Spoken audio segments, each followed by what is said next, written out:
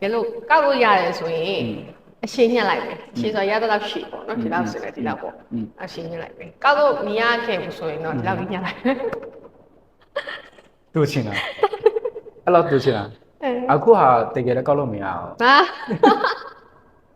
ဘာဖြစ်လို့လဲဆိုတော့အကောက်လေးပို့လို့နေတာပေါ့အကောက်ကြတော့ဟိုလေးအရင်လုံးချုပ်ထားတဲ့ကျန်တဲ့အရင်လုံးချုပ်ထားတာတဝက်လောက်ကျန်တဲ့အဲ့လိုအဲ့ဆိုချုပ်ထားတဲ့စပင်ဆန်သားဟာဒီလောက်ကုန်ဒီလောက်တူအောင်မှာဒီလောက်တူအောင်မှာဆိုကောက်လို့ရတယ်အဲ့ဆိုဒီလောက်တူအောင်မှာဆိုရင်အဲ့ဒါကိုကောက်ရင်မလိုက်တော့လေရန်တူအောင်ချိန်မှ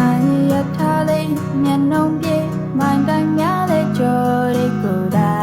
သိစီစေခြင်းသူ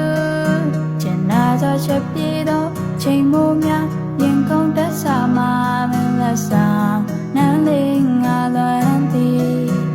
ချင်းနေတာဆိုတာဆိုပါငါလည်းမခံငဲပါပန်းပွင့်တွေကိုလေးတဲ့မှာမြောက်ကစား